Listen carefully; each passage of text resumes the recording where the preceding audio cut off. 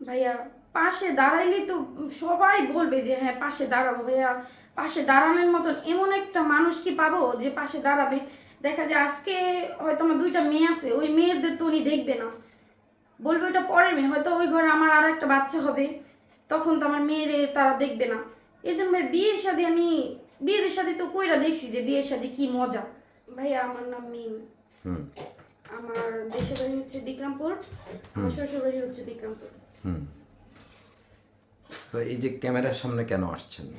ভাইয়া আমার বড় মেয়ে, আমার দুইটা মেয়ে, বড় মেয়ে আর ছোট মেয়ে। ছোট মেয়ে যখন 2 মাসের পেটে তখন আমার হাজবেন্ড আমাকে রেখে চলে গেছে। হুম। এর জন্য ভাইয়া আমি আজকে অনেক কষ্ট বুঝছেন। এর জন্য আজকে আমি ক্যামেরার সামনে আসছি আপনাদের কাছে। মানে দুইটা মেয়ে রেখে স্বামী চলে গেছে? জি ভাই। আচ্ছা, কেন গেছে, কি কারণে গেছে? ভাইয়া আমার হচ্ছে গিয়ে আর্থিক অবস্থা আমার বাবা মার খুবই খারাপ ছিল। তো তখন যখন আমার শ্বশুর শাশুড়ি ওনারা আমাকে পছন্দ করে আনছিল, কিন্তু ওনারা আমাকে পছন্দ ছিল না, সেটা আমি জানতাম না, উনিও বলেনি। যখন আমার বড় মেয়ে হইলো তখন থেকে একটু তানপাং করে।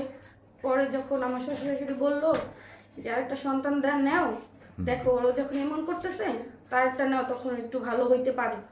তো ভাই আমি পরবর্তী যখন সন্তান নিলাম, সে তখন চায় নাই, কিন্তু আমি ইচ্ছা করে নিছিলাম, সে জানতো না। মানে আরেকটা সন্তান সে নিতে চায় নাই? হ্যাঁ। আচ্ছা, মানে আপনাদের সাথে আসলে মূলত বিষয়টা কি নিয়ে টকজগ হইতো? ভাইয়া টকজগ হচ্ছে উনি নাকি ওনার খালতো বোনকে পছন্দ করতো, কিন্তু সেটা আমি প্রথম জানতাম না। আমার বড় মেয়ে যখন হয়েছে তখন আমি জানতাম না। পরে যখন আমার বড় মেয়ের 4 বছর 4.5 বছর তখন আমি শুনছি। পরবর্তীতে যখন আমি শোনার পরে ওনাকে অনেক বুঝাইছি, উনিও মানে আমাকে অতটা বুঝতে দেয়নি। তখন আর কি ওগুলা নিয়ে প্রতিদিন আর কি কথায় কাটাকাটি লাগতো। এক পর্যায়ে দেখা যায় আমার শ্বশুর শাশুড়ি ওনাকে অনেক বলছে, কিন্তু উনি পরে শুনে নেই। যখন আমার বাচ্চা 2 মাসের পেটে তখন উনি চলে গেছে ওই মেয়েকে নিয়ে চিটাগাং চলে গেছে। তখন আমি জানি না, আমাকে বইলা যায়নি। পরে আমি তেমন খোঁজাখুঁজি করছি যে এরকম হয়তো নাই, হয়তো কাজে মাঝে গেছে, ওনার মা বাবার সাথে কথা হয়তো, কিন্তু বলে নাই যে উনি ওই মেয়েকে নিয়ে চলে গেছে, বিয়ে শাদী করছে। আমার মেয়ে যখন 4 মাস 4.5 মাসের হয়েছে তখন আমি শুনছি যে উনি বিয়ে শাদী করছে। এখন তো আমি বাচ্চা নষ্ট করার মতো কোনো ক্ষমতা নাই ওই টাইমে। তারপর আমি ওনাকে অনেক বোঝানোর চেষ্টা করছি, কিন্তু উনি আর আসে নাই। বলছে যে মোবাইলের মাধ্যমে আমাকে তালাক দিয়ে দিছে, কিন্তু তালাকের কাগজ এখনো দেয় নাই, বলছে দিয়ে দিবে। তখন আমি ওইখান থেকে চলে আসছি। এখন আসলে আপনি কি করতে চান? ভাইয়া আমি চাই, আমার 2টা সন্তান নিয়ে আসি অনেক বিপদে। আমি যখন আমার ছোট মেয়ে 4-5 মাসের পেটে তখন আমি এখান থেকে চলে আসছি। আমার শ্বশুর শাশুড়ি রাখতে চাইছে, কিন্তু আমার হাজবেন্ডই নাই এখানে, আমি থাকি কি করি। তখন চলে আসছি। আমার মা খুবই গরিব, আমার বাবা নাই। আমার 2 বোন, বড় বোনের বিয়ে হয়ে গেছে, ও আছে অনেক কষ্টে, ওর অবস্থাও ভালো না, আর্থিক অবস্থাও খারাপ। তো আমি আসছি ঢাকা শহরে। আপনার দেশের বাড়ি কোথায়? বিক্রমপুর চরে। চরে। আচ্ছা, তো এই যে স্বামী চলে গেছে মানে টকজক লাগতো, আসলে কি স্বামীকে কি সেরকম আদর ভালোবাসা দিয়ে রাখতে পারতেন না ভাইয়া নাকি? এখন শোনেন, কার ভাগ্যে কি আছে সেটা তো আমি জানি না, আর কে কি চায়। আপনি যদি মনে করেন যে আপনার মনে এইটা আছে, আপনি মুখে যদি প্রকাশ না করেন তাহলে তো কেউ বুঝবেন না, তাই না? আমি তো কখনো আমার সাথে প্রকাশ করিনি, তাই এর জন্য আমি বুঝতে পারিনি। একটা নারী তো তার স্বামীর না বলা কথাগুলা বোঝার। ভাইয়া রে সবসময় থাকতো বাইরে বাইরে, মনে করেন এখানে কাজ করতো, এখানে কাজ করতো। কি কাজ করতো আপনার স্বামী? উনি মূলত কাজ করতো ড্রাইভারের, ওই যে বাসের হেল্পারই করতো। বাসের বাইরে হেল্পার? হ্যাঁ, আচ্ছা, আপনি বাইরে বাইরে থাকতো। এর জন্য কিছু করতেন না ভাই, আমি দেশে থাকতে চর এলাকায় তো টুকটাক আলু মালু এগুলা সবজি মবজি করতো আমার শ্বশুর শাশুড়ি, ওইখানে সাথে সাথে কাজ করতো। ভাই আমি মাদ্রাসায় পড়ছি কিছুদিন, আমি টুকটাক কিছু পারি, তো সেজন্য আমি দুনিয়ার মানুষের সামনে আসতে চাইনি।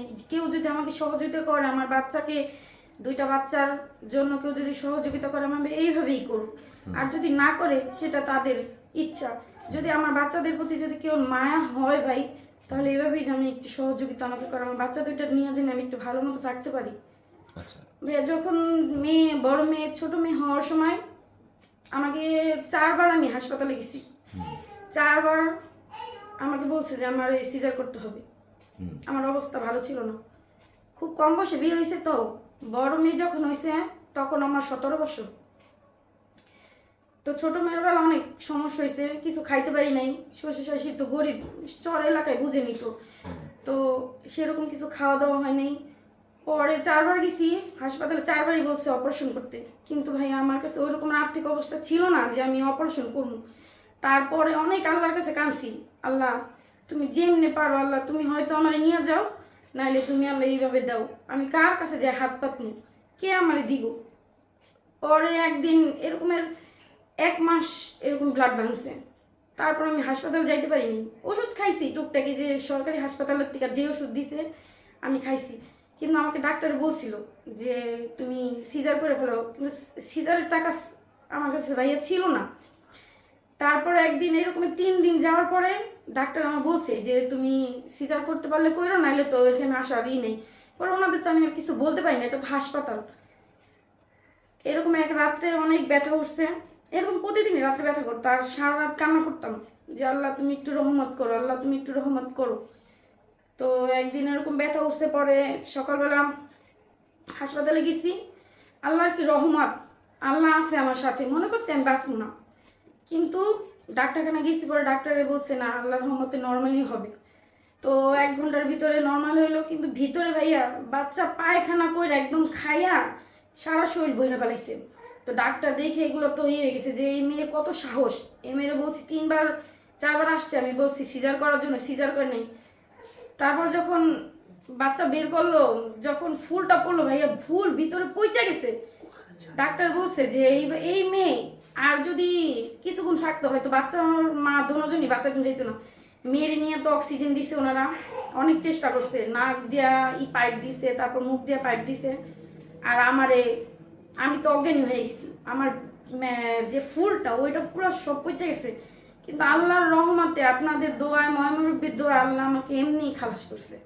আমি সিজার করা লাগে না, আমি আল্লাহর কাছে প্রত্যেক দিন রাইতে আল্লাহ কাঁদছি, আল্লাহ তুমি আল্লাহ সিজারে নিও না, আল্লাহ আমি এত টাকা কই পাবো, কে আমারে দিব। আল্লাহর রহমতে এই কারণে কি আপনি মানে পদ্মা জি ভাইয়া। আপনি এই যে মাঠে ঘাটে যখন কাজ করতেন তখন কি আপনাকে মানুষ দেখতো না? না ভাইয়া, আমি সবসময় মুখ বাইধা, আমি তো এরকমের কাজ করতাম না। টুকটাক যখন কাজ করতাম সবসময় যাইতাম না, বাচ্চাদের নিয়ে তো সবসময় যাইতে পারতাম না। যখন কাজ করতাম তখন মুখ বাইন্ধা, রোদে পুইরা ওই মুখ বাইন্ধাই কাজ করতাম। আচ্ছা, তো আসলে এই যে ক্যামেরার সামনে আসার মূলত উদ্দেশ্যটা কি, কারণটাকে একটু যদি ভাইয়া আপনাদের কাছে মূল উদ্দেশ্য হচ্ছে, আমি ছোট মেয়েটা নিয়ে এখন কিচ্ছু করতে পারি না ভাইয়া। কোনো কাজে যে জামু ওই কাজটাও করতে পারি না। বড় মেয়েও ছোট, মাত্র এই 5 বছর, ও তোরে রাখতে পারে না। ভাইয়া আমি আসি ঢাকা শহরে অনেক কষ্টে, আমি একটা রুম ভাড়া করে এখন আসি ভাইয়া, 3 সেট বাসা, তাও 4,500 টাকা ভাড়া। আচ্ছা, তো আসলে এখন বাচ্চা 2টা নিয়ে কষ্টে আছেন, একটু সহযোগিতা চাচ্ছেন? জি ভাইয়া, আমি সহযোগিতা আর কিছু না তো? না ভাইয়া। তা আপনার পাশে যদি কেউ দাঁড়াতে চায়? ভাইয়া পাশে দাঁড়াইলে তো সবাই বলবে যে হ্যাঁ পাশে দাঁড়াবো। ভাইয়া পাশে দাঁড়ানোর মতন এমন একটা মানুষ কি পাবো যে পাশে দাঁড়াবে? দেখা যায় আজকে হয়তো আমার 2টা মেয়ে আছে, ওই মেয়েদের তো উনি দেখবে না, বলবে ওইটা পরের মেয়ে, হয়তো ওই ঘরে আমার আর একটা বাচ্চা হবে, তখন তো আমার মেয়েরে তারা দেখবে না। এই জন্য ভাই বিয়ের সাথে তো কইরা দেখছি যে বিয়ের সাথে কি মজা। তাহলে কি প্রেম করবেন? না ভাইয়া, প্রেমও করবো না, বিয়ে শাদিও করবো না। এরপর যদি কপালে থাকে, যদি কপালে আরেকজন থাকে, সেটা আল্লাহ পাক জানে, পরে ভাগ্য, এটা আমি বলতে পারি না। কিন্তু আমি এখন বিয়ে শাদি করতে চাচ্ছি না। আচ্ছা, মানে বিয়ে শাদী চাচ্ছেন না? না। আচ্ছা, যদি দেখা গেল যে অনেকে তো সাহায্য করতে এসে ফোনে কথা যেহেতু বলে, তো কথায় কথায় যদি পটে যান তখন? ভাইয়া মেয়ে তো, আর মানুষ তো, রক্তে মাংসে মানুষ, হয়তো ভালো একজন মানুষ কপালে আসলো, তখন দেখা যায় আমার মেয়েদের যদি মাইনা নেয় তারপরেরটা পরে হবে। কিন্তু এখন ভাই আমার মাথায় এইসব চিন্তা নেই। আমার মেয়ে 2টারে বাঁচাইতে হবে ভাইয়া। যেমন আজকে আপনারা আমার মেয়েকে 2টা দুধ কিনা দিচ্ছেন, আমি কয়দিন খাওয়াবো আমার মেয়েটার দুধ? আমার মেয়েটার বয়সে 6 মাস, আজকে আমার 2টা দুধ কিনা দিচ্ছেন, এখন আমি এই 2টা দুধ তো মাসকে মাস খাওয়াই দেবো না, হয়তো 2 মাসই যাবে, এরপর তো ভাই আমার 2টা দুধ কিনা খাওয়াইতে হবে। কিন্তু এরকমের সহজ মানে সামর্থ্য আমার নাই যে আমার ছোট মেয়েটার আমি একটু দুধ কিনা খাওয়াবো, বড় মেয়েটার একটু কিছু কিনা খাওয়াবো। যে বাসায় থাকি ভাই, এই যে শীতের দিন আসছে, ডালা বিছনায় ঘুমাইতেছি, এই ছোট বাচ্চা নিয়ে আজকে বড় মেয়ের এই 3 সপ্তাহ ধরে জ্বর, ওষুধ এনে খাওয়াই, ডাক্তারখানা থেকে বলে পরীক্ষা করো। পরীক্ষা করতে ভাই তো অনেক টাকা লাগে, আমি কোথায় যাবো পরীক্ষা করতে? বড় মেয়েটার এই ওষুধ খাওয়াইয়া, ফার্মেসির ওষুধ খাওয়া কয়দিন একটু জ্বর কমছে, ছোট মেয়েটার আজকে এই 1 সপ্তাহ ধরে জ্বর, ঠান্ডা, কাশি। আচ্ছা, তো আপনার সাথে যদি কেউ আপনাকে সহযোগিতা করতে চায়, কেউ যদি আপনার পাশে দাঁড়াতে চায়, আপনার সাথে যোগাযোগের কোনো ব্যবস্থা আছে? ভাই হ্যাঁ, আমি যোগাযোগের একটা ব্যবস্থা করছি, ওই নাম্বারটাই ভাইয়া দিব। তো কাগজে লিখে আনছেন কেন? মোবাইল নাই সাথে? ভাইয়া মোবাইল এখন আমি তো, আমার কাছে কোনো মোবাইল, আমার একটা বাটন সেট কিনতে হবে। তো বাটন সেট কিনা তারপর ওইটা এর মধ্যে ভরতে হবে, আমি এখন বাটন সেট কিনতে পারিনি। আচ্ছা, আপনার নাম্বারটি বলুন। তো এই নাম্বার দিলে পৃথিবীতে অনেক ভালো মানুষ আছে, অনেক খারাপ মানুষ আছে, কেউ ভালো বলবে, কেউ খারাপ বলবে, সবকিছু জেনে শুনে দিতে চান? ভাইয়া আমি একটা কথা বলি, আমি যদি চাই যে আমি ভালো, আল্লাহ পাক আমার কপালে ভালো মানুষই জুটবে, আর যদি আমি খারাপ হই তাহলে আমার কপালে খারাপই জুটবে। আচ্ছা ঠিক আছে, তো নাম্বারটি বলুন। ভাইয়া আগে একটা কথা বলি ভাইয়া, বলেন। আপনাদের কাছে, বিশ্বের মানুষের কাছে একটাই রিকোয়েস্ট ভাইয়া, আমার 2টা বাচ্চার দিকে তাকাই ভাইয়া, আমাকে কেউ একটু সহযোগিতা করেন ভাই, আমি আজীবন আপনাদের জন্য দোয়া করবো ভাইয়া। এই নাম্বারটা বিকাশ করা আছে, আপনারা যদি আমাকে নাও পান, হয়তো আমার ছোট একটা বাচ্চা, আমি সবসময় ফোনটা নাও ধরতে পারি, প্লিজ আপনারা কেউ রাগ করবেন না, আপনারা নিজ দায়িত্বে, আপনাদের যদি ভালো লাগে তাহলে এই বিকাশ নাম্বারে আপনাদের যে যা পারেন আপনি একটু সহযোগিতা করার চেষ্টা করবেন ভাইয়া, এটা আপনাদের কাছে রিকোয়েস্ট, আপনাদের কাছে অনুরোধ, ছোট বোন হিসাবে আমাকে যদি ছোট বোন ভাবেন তাহলে আমাকে একটু সহযোগিতা ভাই করবেন। আচ্ছা, নাম্বারটি বলুন।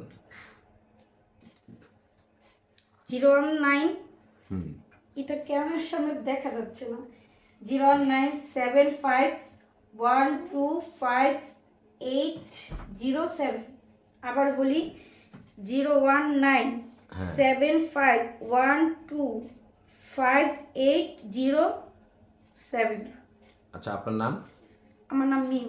আচ্ছা, দর্শক যারা দেখছেন মিমকে, সাদা মনে 1 টাকা 2 টাকা সহযোগিতা করবেন, কেউ প্রতারিত হবেন না, প্রতারণার তলে পড়বেন না, এবং ভালো করে যাচাই করে তারপর মোটা অঙ্কের টাকা পয়সা দিবেন, অযথায় কেউ প্রতারিত হবেন না। ইউটিউব কর্তৃপক্ষ এই ধরনের কোনো কিছু দায়ভার নেয় না, আপনারা আপনাদের নিজ দায়িত্বে সহযোগিতা করবেন। তো আপনারা সকলেই ভালো থাকবেন, সুস্থ থাকবেন। আসসালামু আলাইকুম।